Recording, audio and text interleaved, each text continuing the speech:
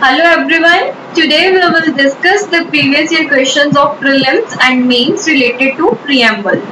तो लेक्चर 2 में हम preamble को डिटेल में डिस्कस कर चुके हैं. अब हम क्वेश्चंस डिस्कस करने जा रहे हैं.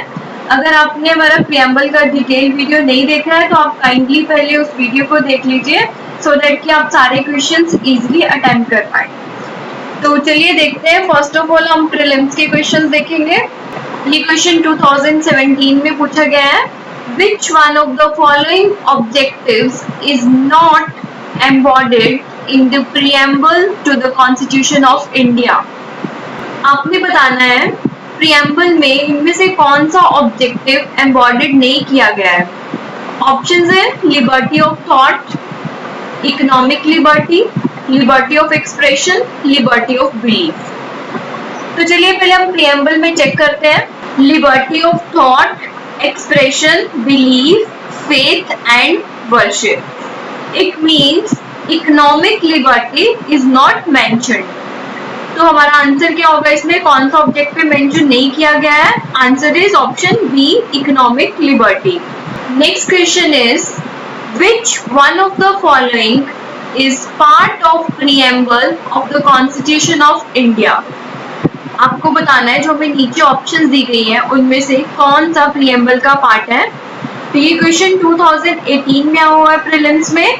चलिए देखते हैं क्या ऑप्शंस दी गई हैं. Option A is we the people of India having solemnly resolved to constitute India into a sovereign socialist secular democratic republic do hereby adopt, enact and give to ourselves this constitution. B is we the members of the parliament do hereby adopt, enact and give to ourselves this constitution. C is we the people of the constituent assembly do hereby adopt, enact and give to ourselves this constitution. D is none of the above. तो आपको बताना है इसमें से सही option कौन सा है. जैसे कि हमें पता है कि हमारे प्रीएम्बल में वी क्या डिनोट करता है? Source of authority. तो सोर्स ऑफ अथॉरिटी इसमें क्या है? The people of India.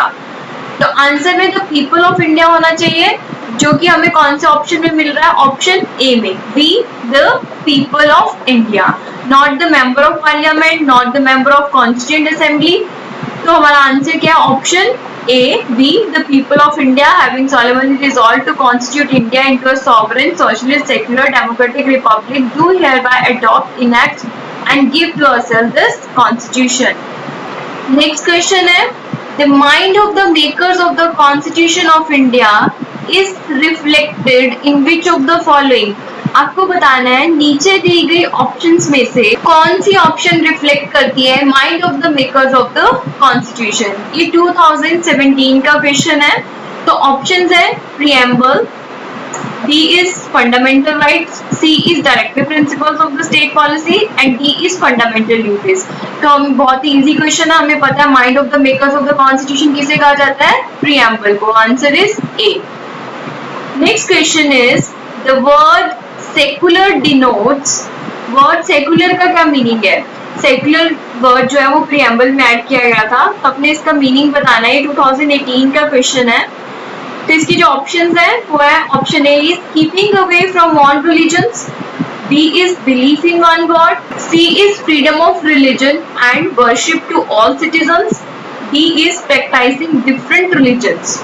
तो इंडिया में सेक्युलरिज्म का मीनिंग है this is a freedom of religion and worship to all citizens. सारे सिटीजन्स को फ्रीडम है किसी भी रिलीजन को अडॉप्ट करने और वर्शिप करने की. हमारा नेक्स्ट क्वेश्चन है economic justice. The objectives of the constitution has been provided in. ये 2013 का क्वेश्चन है. आपको बताना है इकोनॉमिक जस्टिस जो कि कॉन्स्टिट्यूशन का एक ऑब्जेक्टिव है वो कहाँ पे लिखा गया है या कहाँ पे मेंशन्ड है.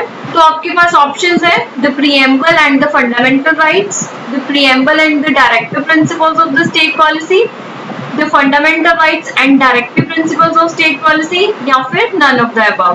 तो इसका जो करेक्ट आंसर है वो option B preamble and the directive principle of state policy that is DPSP में. Now we will discuss the UPSC mains questions. Our first question is discuss each adjective attached to the word republic in the preamble, are they defendable in the present circumstances? तो ये 2016 का question है। सबसे पहले तो आपने question को बहुत अच्छे से पढ़ना है so that आप डिमांड ऑफ द क्वेश्चन के अकॉर्डिंग आंसर कर सको।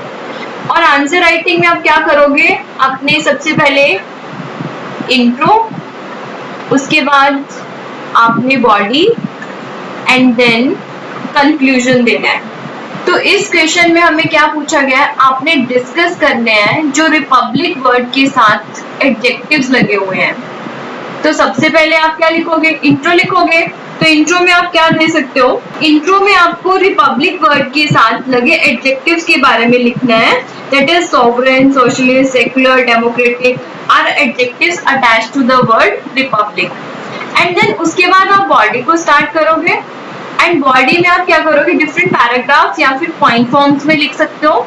तो जैसे इस क्वेश्चन में हमें ईच ऑब्जेक्टिव को डिस्कस करने के लिए कहा गया है और देन ये भी पूछा गया है कि क्या ये प्रेजेंट सर्कमस्टांसेस में डिफेंडेबल है या डाइल्यूट हो गया है। तो इसमें सबसे पहले आपको सोवरेन, सोशलिस्ट, सेकुलर, डेमोक्रेटिक को क्या करना है, इन वर्ड्स को एक्सप्लेन करना है। और इसके बाद हमें डिफेंडेबल के बारे में पूछा गया प्रेजेंट सर्कमस्टांसेस में। तो आप इन वर्ड्स को या तो साथ ही साथ में क्रिटिकली एनालाइज कर सकते हो या फिर इनको एक्सप्लेन करने के बाद इनका क्रिटिसिज्म कर सकते हो। जैसे कि सॉवरेन वर्ड है, सबसे पहले आप इसको सबसे पहले क्या करोगे, इस वर्ड को एक्सप्लेन करोगे।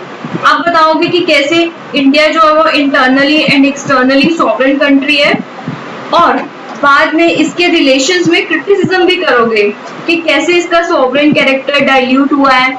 जैसे हमने कि पिछले लेक्चर 2 में डिस्कस किया था कि ग्लोबलाइजेशन की वजह से बहुत सारे चेंजेस आए हैं, बट देन हम लिखेंगे it is only in the theory and जो सॉवरेन कैरेक्टर है वो फुली वेल एस्टेब्लिश्ड है। सिमिलरली आप जो डिफरेंट ऑब्जेक्टिव है, सोशलिस्ट, सेक्युलर, डेमोक्रेटिक, इसको भी इसी वे में एक्सप्लेन करोगे, क्रिटिकली एनालाइज करोगे प्रेजेंट सर्कमस्टांसेस में। तो हमने अपने लेक्चर 2 में बहुत अच्छे से डिस्कस कर चुके हैं। तो अगर आपको कंटेंट के लिए कोई प्रॉब्लम होती है तो आप लेक्चर 2 को देख सकते हैं। और बॉडी लिखने के बाद आप लास्ट में इसका कंक्लूजन लिखोगे। कंक्लूजन में आपके आंसर में पॉजिटिविटी होनी चाहिए।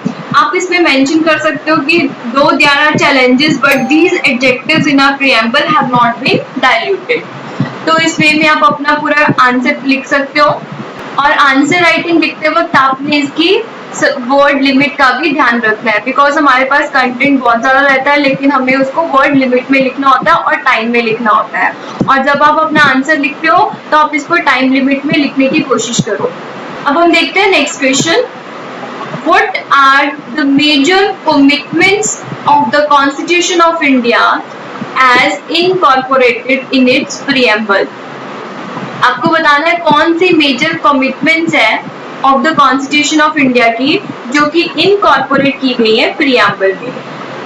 तो इसमें भी आप सेम पैटर्न फॉलो करोगे, introduction, body and conclusion.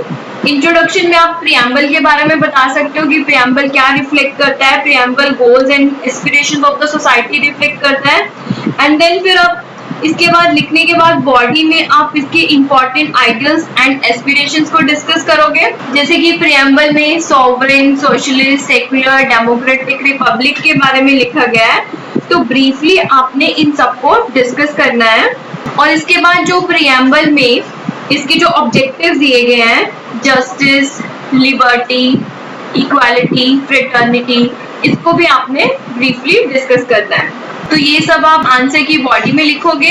Then last में आप इसका कंक्लूजन जरूर लिखोगे। कंक्लूजन में आप लिख सकते हो कि प्रीएम्बल जो है वो स्टेट करता है ideals, objective and aspiration of the Indian society which the Indian constitution seeks to establish. तो आप अपने वे में भी इसका कंक्लूजन एंड इंट्रो लिख सकते हो। यहाँ पे हम आपको एक जस्ट फ्रेमवर्क बता रहे हैं कि आप इस वे में फॉलो कर सकते हो अपनी मेंस आंसर राइटिंग को, लेकिन अल्टीमेटली आपको ही लिखना पड़ेगा सो डेट कि आपकी इसके ऊपर कमांड बन जाए अच्छे से। Next question is what is the significance of a preamble to a constitution? Bring out the philosophy of the Indian polity as enshrined in the preamble of the constitution। ये UPSC mains 2004 का question है। तो सबसे पहले आपने significance of preamble बताना है। तो अगेन आप वही पैटर्न, इंट्रोडक्शन, बॉडी और कंक्लूजन फॉलो करोगे। इंट्रोडक्शन में आप इजीली प्रीएम्बल के बारे में लिख सकते हो एंड देन आपको सिग्निफिकेंस लिखना है। बॉडी में पहले क्या लिखना है? सिग्निफिकेंस। तो सिग्निफिकेंस में आप डिफरेंट पॉइंट्स लिख सकते हो, जैसे कि preamble contains the noble vision of the Constituent Assembly. Then preamble embodies the basic philosophy and fundamental values on which Constitution is based. Then it tells about the nature of state, whether India is sovereign, socialist, secular, democratic, Republic. तो इसके बारे में बताया गया है, nature of Indian state के बारे में।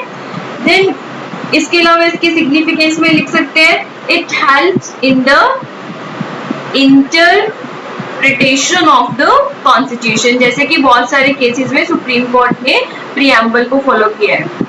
नेक्स्ट हमें बोला गया है philosophy of the Indian polity. Indian polity की जो फिलॉसफी प्रीएम्बल में इंश्योरिंग की गई है, आपको वो बताना है। तो फिलॉसफी बेसिकली होता क्या है? फिलॉसफी को हिंदी में दर्शन बोलते हैं। इसका मीनिंग है what knowledge, what are the principles, what objective and ideals are mentioned in the constitution. तो फिलॉसफी के अंदर हम क्या डिस्कस करेंगे? जैसे कि प्रीएम्बल क्या बताता है कि power lies in the hands of people. Then इसके अलावा नेचर ऑफ इंडियन स्टेट के बारे में पता चलता है, mean sovereign, socialist, secular, democratic, Republic के बारे में।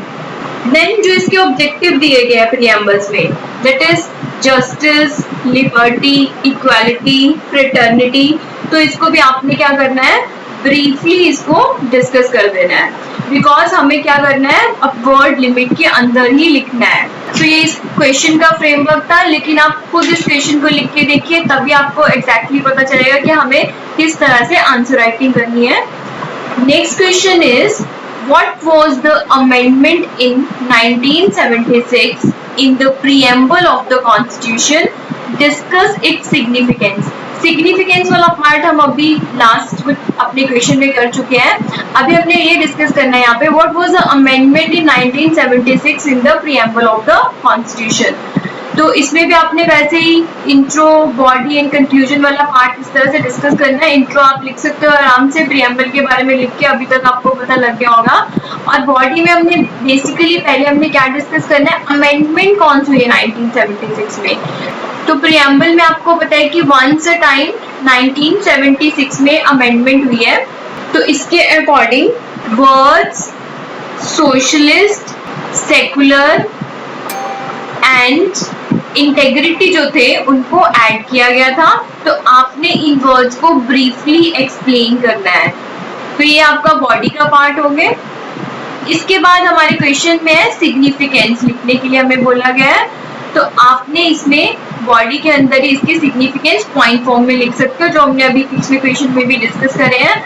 एंड देन एट लास्ट में आप क्या करोगे? इसका कंक्लूजन लिखोगे। तो आप ये जो क्वेश्चंस है उनको जरूर लिख के देखिए, बिकॉज जितनी देर तक हम अपने हाथ से नहीं लिखते आंसर राइटिंग, तब तक जो है वो हमें एग्जैक्टली पता नहीं चलता है कि हमें कैसे करना है। तो आप इसको लिखिए, आंसर राइटिंग लिखिए। आप कमेंट बॉक्स में भी कमेंट कर सकते हैं। Thank you so much.